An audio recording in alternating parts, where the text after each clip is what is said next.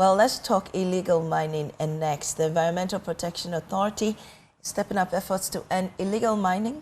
Illegal mining has been an albatross around successive governments, with stakeholders asking government to declare a state of emergency and also repeal LI 2462. Joining me in studio now is Professor Michael Ayamga. He's Deputy Director of Operations at the EPA. We're grateful for your time, sir, for joining us. Good morning. Thank you for having me. I'm grateful to have you too. And you look really good in your traditional wear. Thank you. Your Thank batakari, right? Thank you. Thank you. Right. Thank you very much. And let's delve right into the conversation. Really, we've seen quite a number of actions being taken by various government institutions. So we'll talk about the Energy Ministry. They've started something, Lands and Natural Resources Ministry, even the police going about, and then also Hannah Bisu also doing her own bit in this illegal mining fight. Exactly what role is the EPA doing, or what role are you playing? Because I know Professor Chairman of the EPA also ventured into the forest some time back, early this year, and those mining in the water bodies put a ban on those activities. And so there's so many stems of what's happening in the illegal mining fight, and sometimes gets a bit confusing. What role exactly is the EPA playing in this fight? Yes, thank you. I think illegal mining has implications for environmental sustainability.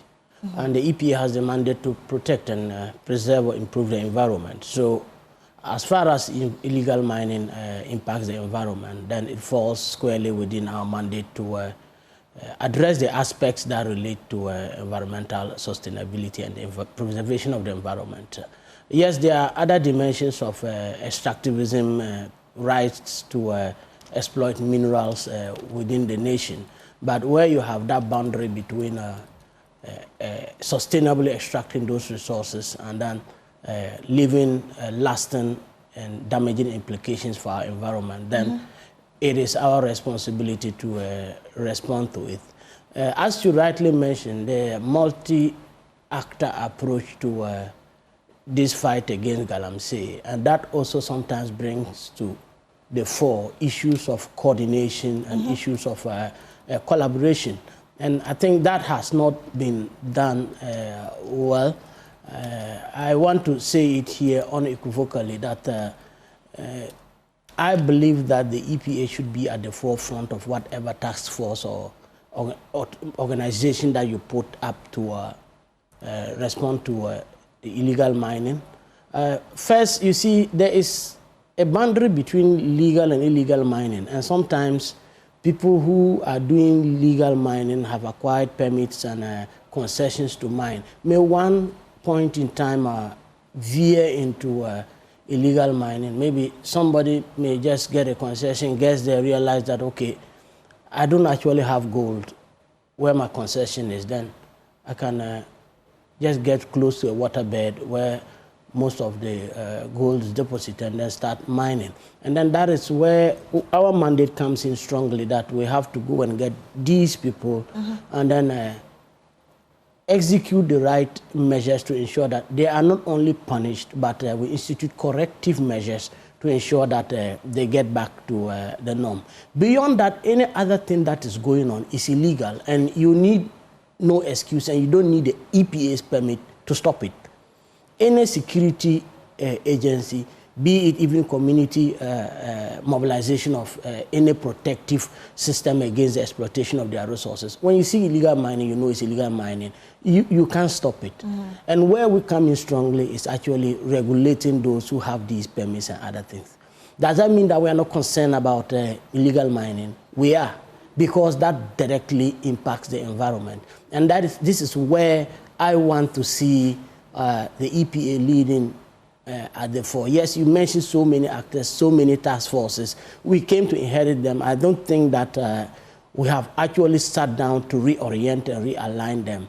And I remember some days ago, my boss, Professor Nanama Brankluche, was saying that every day she gets the calls and that kind of thing to put in a task force there. But we will only get there if it is seen to be adding some value. Because really, she actually said that she's going to do that. Yes, we want to do it. Has she reneged on that plan? No, she hasn't. She hasn't. She is very passionate about these task forces. Well, when would that happen? And maybe pretty much, when you see, we don't just want to add another task force. That goes to add another layer of the challenges we are having. How many task forces haven't we had? We've had them so many, and yet it goes on. It's a cat and mouse thing. You go stop them in the night, they are back. By daytime, they are hidden in the communities and so on. So we feel that by the time we're getting to the point of a task force, we are actually going to bring in some additional benefit to it. So we are not rushing with the task force. Definitely, we don't rule it out completely. But can we realign what is going on already to get some incremental progress as far as the fight against Galamsey is concerned? Right. Then we move from there to see, okay, can the EPA also have a standalone task force that would combine the issue of regulating already those working in the legal mining space and having the tendency to veer off, plus then combating what is going on. I must say that we are all passionate about it, but we don't just want to add to the numbers because people think that by having bodies moving around, security forces going on, we are actually fighting Galamsey. The Galamsey menace is more nuanced and complicated than we all appreciate. But I was just telling somebody, if you go into the forest now, no matter how remote that forest is, and then you go and just put up a 10-meter square structure, the owner of the land would show up. I can guarantee you, it doesn't matter any part of the country. Why is it that people are mining illegally and the owners don't show up? So there's always some local complacency that goes on. And where you have those things going on, it is very difficult for a task force to be effective. You go there, stop them. I mean, yes, you stop them, but I know you also have to engage with this, especially the chiefs who have some, you know, ownership to the land somewhat. And you engage with them to ensure that these people stop. But, I mean, there have been several arrests. We've heard of several, so many.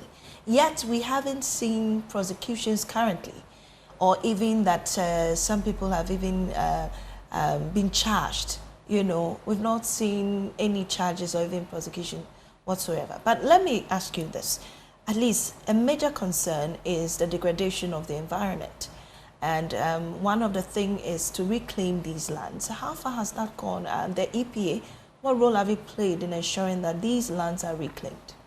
Of course, you know, before we grant permits, there are always elements of these reclamation and reconstruction components inbuilt in there. So you have to demonstrate to us that these things are in. But that is within the framework of legal mining. Illegal mining, they are there without permit. So right from day one, you can stop, arrest, and prosecute them. Right. So it is very difficult to enforce that. Now, what that means is that government has to independently invest resources to reclaim these lands. That is a gradual process, and that should be where are we on that, really? You see, because I know some work was started in the previous administration, but as of now, what's the status on that? The issue is that, yes, you can see some effort going on. You can see some reclamation going on. Back at the EPA, there are a whole number of projects that are going on. And you can rest assured that even at our own level, projects of reclamation and so on are going on. There are donor funding that are directed towards these activities. And it's a matter of time, definitely. In which areas are these reclamation ongoing? Exactly. You know, already for many of the mining companies, they more or less set out to reclaim some lands even after mining. So those ones are going on. The Forestry Commission, I don't want to speak with them, are also having their own projects tackling these things. But you said something that I wanted to hit Before on. you go there, I wanted to know which areas. Is it where Obuasi in the Shanti region, Northern region? I mean, where exactly is this reclamation happening?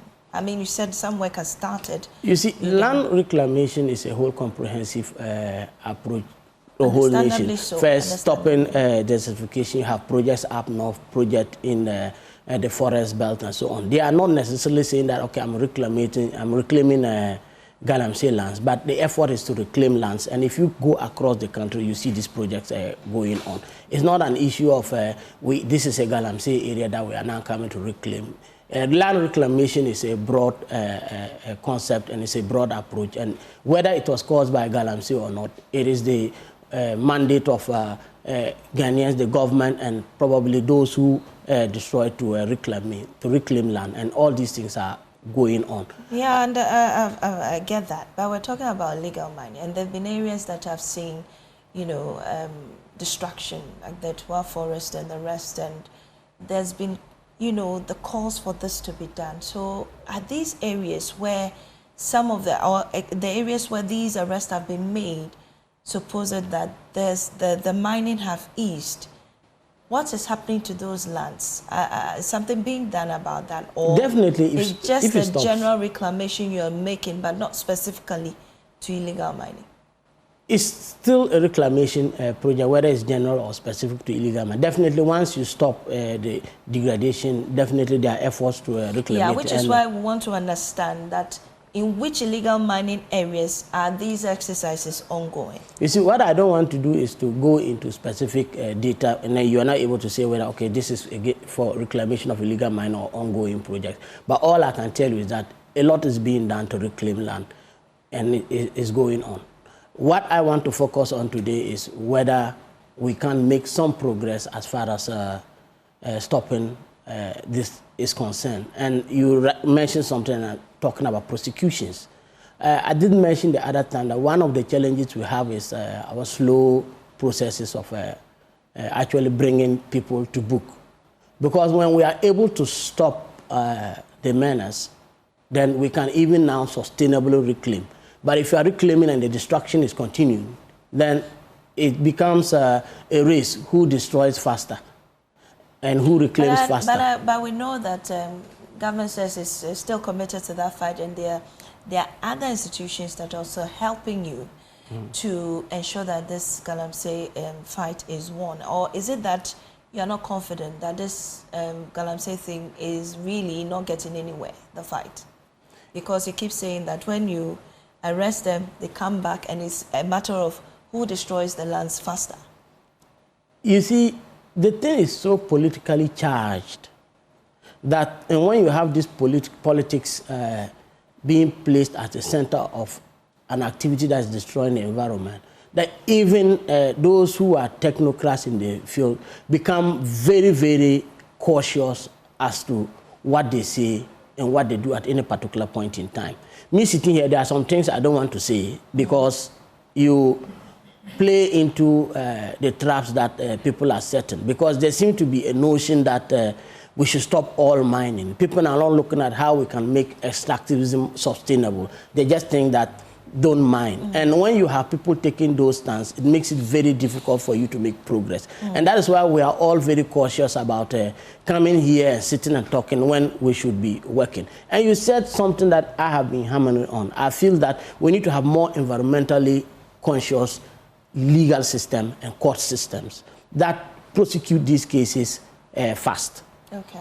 I feel that we should have judges that are more inclined to environmental preservation so that we don't treat environmental crimes, let me call them that way, like the usual way we do things in Ghana. It takes 4 or 5 years before you can even get a prosecution. 48 hours they are supposed to be bailed. You bail them, the next they are back in there. I want to see a system where we put in place environmental courts that can try this case faster and more efficiently. Then you can be happy that when you are arresting somebody, you know within 2 days it's in the court, and then something can actually be done. Because until they are found guilty, they are innocent. And they are entitled to all the rights that are enshrined in the Constitution. And when you are saying that prosecute, they still go through the legal, they get a lawyer bails them, and they can keep playing the legal gymnastics and working on. It's interesting that there have been so many arrests. These people are working for some people. Do you not know the leaders of those behind this Galamsey? Because really, you arrest people, or you go out into the forest areas, and I'm not putting that at your doorstep, but does it not worry you? Are you able to sleep at night that every day we go through this, and the kingpins behind it we're not able to arrest? Are they not in this country, or they're outside the country? I don't get it. You see, as I say, illegal mining was already going on, and then big money and big actors joined, and then they brought in the huge equipment, and that's where we are seeing this massive damage. It's illegal. The faces behind them are hidden, and most of the time, at least these excavators that are coming in are linked to people. There should be a trail somewhere where somebody is in charge of those equipment coming in. It traces. I mean, the other time we know that government is tracing those machines even at the ports, but till date we still do not know the faces behind this. Well, anyway, we move on. But how are you also collaborating with these institutions and then governments to ensure that in the light of, you know, curbing illegal mining, sustainable mining, you know, that can provide employment for the people, is done? Now, I think that at the ministerial level there's a lot of collaboration. And once there's collaboration, those at the agency level follow suit. So it's not an issue of coming to say this is going on, this is going on. I believe that every response to this Galamsey thing has the Ministry of Environment, Science, Technology. In there you have the Ministry of Lands and Natural Resources. In there you have the security forces coming in there. You have even the EPA playing some role in there. So that desire to collaborate is there. Could it be better? I think so. You can always improve things. But let me say that compared to what we saw last year, I think some significant effort has been made. You stop some of them, they go start somewhere. We can't just say, okay, what we have done is enough, let's let it go. But I can confidently tell you that we have managed to slow down the pace. And as I say, it's an issue of a cat and mouse game. As I'm speaking, there's somebody in a car coming to my office over the weekend, sent me so many videos, so many pictures and other things. He says, I think he's some assemblyman or so, a lawyer, that I have to show him who to go and report. And when I was coming here, he called that he's coming to my office. So those are the reports we are seeing. Well, it's a new area that they cutted. And this is a resource thing. Resources are key here.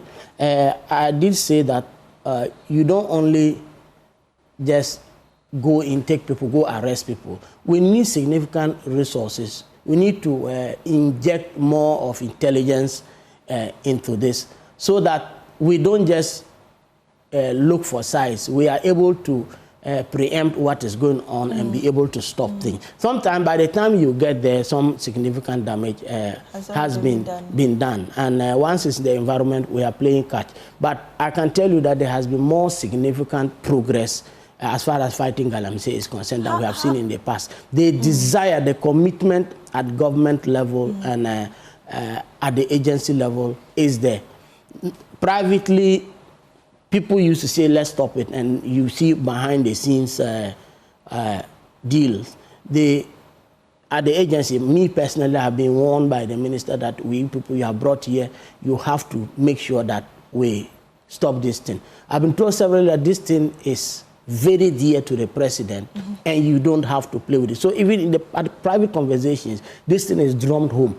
I've never seen an instance, I've never witnessed one where somebody in government has said, oh, CEO in charge of operations, there's this place, go and help. No, the advice has always been, go there, do whatever is necessary, you have our backing. And that is what we get from our leaders from the ministry and from the presidency. So I have not seen someone more committed to fighting Galamsey than this president. And at the ministry, I can tell you that it's at the front burner of issues. How difficult has it been dealing with chiefs in these areas to ensure that this situation is kept? Because really, you can't just get up and go to somebody's land to dig. Definitely, there will be somebody coming in. This land belongs to the chief. This is the person supervising the lands and whatnot. Has it been a difficult situation dealing with the chiefs in this matter? I have seen people engaging with them, and I can tell you that I have observed something, that for mining to take place in any community, there's always some, let me say, some tacit approval, even if it is, there's the public resistance to it. Behind the scenes, some opinion leaders are in there. And then you have a few people who normally resist, and that's where we have the clashes. Right. Sometimes it is an agreement, they go on, it gets to a point, then there's disagreement between them. Then that's when they now come to report. So yes, and as I indicated, you can't go to any land and do anything except the owners to a certain degree are welcoming. So yes, the engagements are going on, and I can tell you consciousness is improving. Okay. Consciousness is improving. The resistance to Galamsey is increasing. And once you have that push from the bottom, from the communities, I think to reinforce every position that government and the state agencies take to fight Galamsey. So I'll tell you, we are not where we want to be, but I think we are much closer to seeing something happen than we were some few years ago. Right, and you're still watching Joy News Desk. We've been discussing illegal mining with the Deputy Director of Operations at the Environmental Protection Authority, Professor Michael Ayamga.